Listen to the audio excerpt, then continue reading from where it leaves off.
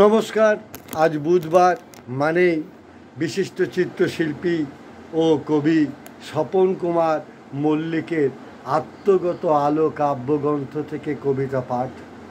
আত্মগত আলোর এটি চতুর্থ ভিডিও।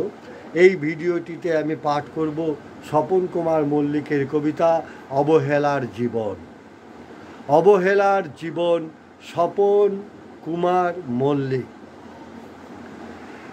গালে কুয়াশার দাগ, চোখ বুঝলেই নষ্ট চরিত্রের ছায়াচিত্র। নিজেকে খারাপ ভাবতে মন্দ লাগে না, এক প্রকার এলোমেলোই আছি। একার জীবন একাই বইছি। মৌমাছি যেমন বোঝে মধু, আর ভাব বোঝে না বেরসি। জীবন জুড়ে বাঁশির সুরে ঐকতান, তাল কেটে গেলে নিজের সঙ্গেই আত্মরতি। ঘন ঘন দীর্ঘ নিঃশ্বাসে ভরে ওঠে মন। জীবন এগিয়ে গেল আর আমি ঠায় দাঁড়িয়ে রইলাম চন্দ্রবিন্দু হয়ে।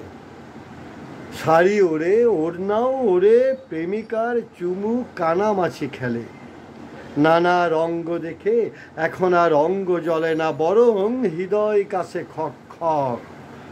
সবাই চলে যায় আমাকে ঠকিয়ে, আমি আটকে পড়ে রই আমারই খরা গর্তে। আমি আটকা পড়ে রই আমারই খরা গর্তে। মৃত্যুর আগে ঝিকমিক খেলা চোখ ছানা ভরা। স্বর্গের পথ আগলে ধরে আততায়ী হাতের পিস্তল। আমি শুধু হাসতে থাকি, আমাকে নয় নিজের বুকেই সে দুম করে গুলি চালিয়ে দিল। দমে না গিয়ে ফু দিয়ে উড়িয়ে দিই বারুদের গন্ধ। তারপর সোজা দাঁড়িয়ে পথে পা রাখতেই পথ চলতে শুরু করে। পড়লাম স্বপন কুমার মল্লিকের কবিতা আত্মগত আলো থেকে।